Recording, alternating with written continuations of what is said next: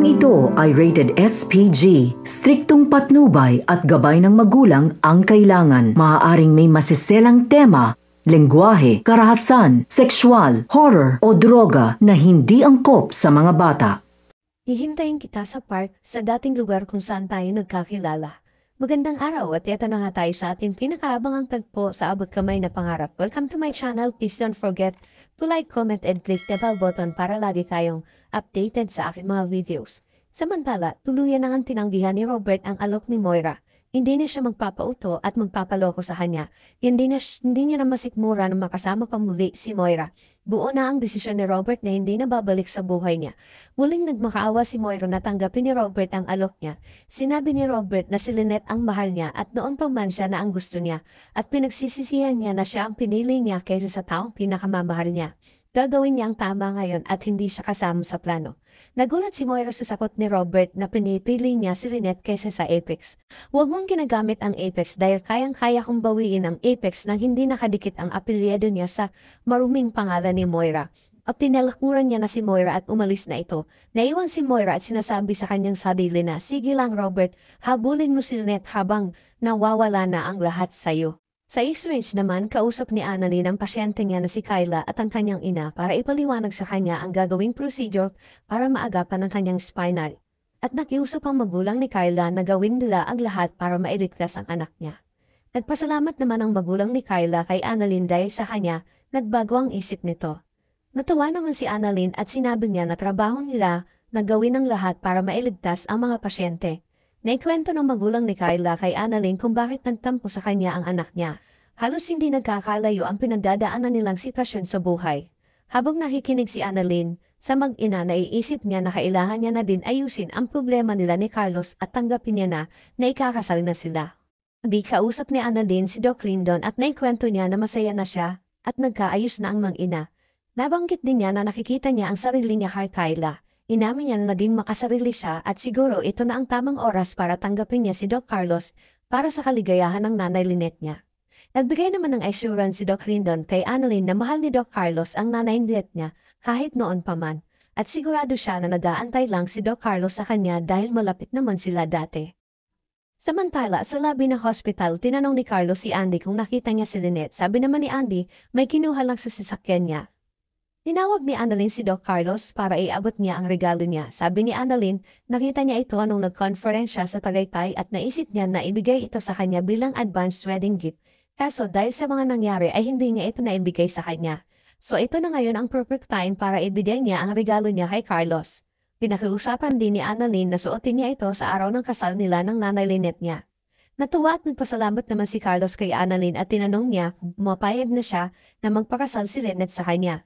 Ngumiti naman si Annalyn at sinabi niyang hindi naman siya kontra at tumingin na din siya ng sorry kay Carlos dahil sa pinandudahan niya ito. Naisip din niya na tama ang nanay Lynette niya na kung kayo ang dahilan kung bakit siya masaya, bakit ko naman kayo pipigilan. May isang giling lang sana si Annalyn sa kanya na ipangako niya na mamahalin at aalagaan niya ang nanay Lynette niya. Sabi naman ni Carlos, hindi mo na kailangan hilingin yun sa akin dahil aalagaan ko ang nanay mo at dahil mahal na mahal ko siya. Naiyak si Annalyn kaya't nagpasalamat siya kay Carlos at niyakap niya ito at nagpaalam na si Annalyn na babalik na sa duty. Naiwan si Carlos na masaya at nakangiti habang pinagmamasdan ang regalo na bigay sa kanya ni Annalyn. Samantala, bumaba si Lynette sa parking dahil may kukunin siya na naiwan niya sa kotse. Nang bigla siyang sinalubong ni Robert at niyakap siya nito ng mahigpit. Ikinagulat ito ni Lynette at tinanong niya si RJ kung anong ginagawa niya rito. Nagpaliwanag naman si Robert kay Lynette kung bakit siya nagpunta ay para kausapin siya at ipagtapat niya ang totoong nararamdaman niya na hanggang ngayon ay mahal niya pa din ito. At hindi niya kayang itago at pigilan ang nararamdaman niya bago pa man mahuli ang lahat. Sabi ni Lynette, alam mo ba ang sinasabi mo? Sinabi ni RJ na alam niya ang sinasabi niya dahil galing ito sa puso niya. Marami nang nangyari at kahit nakalimot ang utak niya, hindi siya nakalimutan ng puso niya. Nagkamali man siya minsan na hinayaan niya at pakawalan niya si Lynette ay ayaw niya nang mangyari pa ulit yon. Ayaw niyang pagsisihan na wala siyang ginawa para ipaglaban ang nararamdaman niya kay Lynette. Nakiusap si Lynette kay RJ na tumigil na siya dahil ikakasal na siya kay Carlos. Tinanong ni RJ si Lynette kung wala na siyang nararamdaman para sa kanya. At nakiusap siya na huwag na ituloy ang kasal nila ni Carlos at siya na lang ang piliin niya. Gagawin niya ang lahat, bumalik lang sila ni Annalyn sa buhay niya. Sabi ni Lynette hindi niya magagawang saktan si Carlos at mahal niya ito at ikakasal na sila.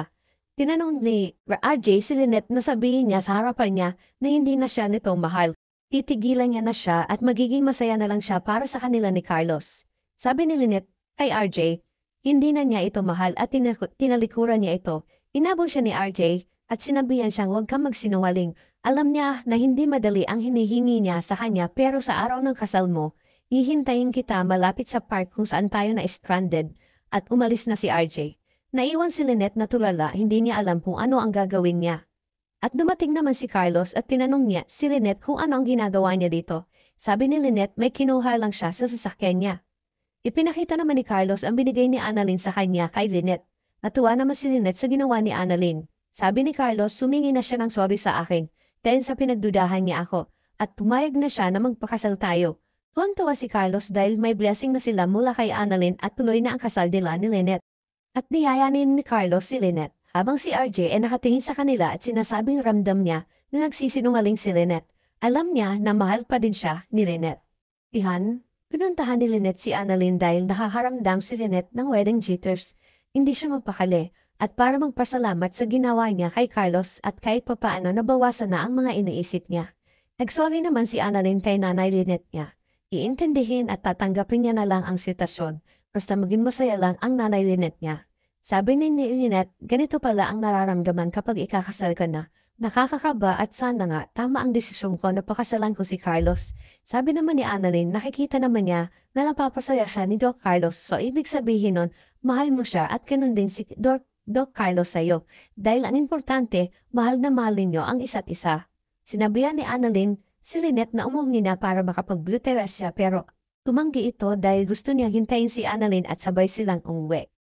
Kinabukasan sa bahay nila Robert, naghahanda na sila Giselle at Don Pepe dahil pupunta sila sa kasal ni Lynette at Carlos. Tinanong ni Giselle si RJ kung okay lang siya dito. Sabi naman ni RJ okay lang siya, pero aalis din siya mamaya dahil may importante siyang pupuntahan. Sinabi naman ni Giselle na sana okay lang siya sa pupuntahan niya at nagpaalam na ang dalawa kay Robert. Ang hindi alam ni Giselle ay mag-aantay si RJ kung saan ang tagpuan nila ni Lynette noon.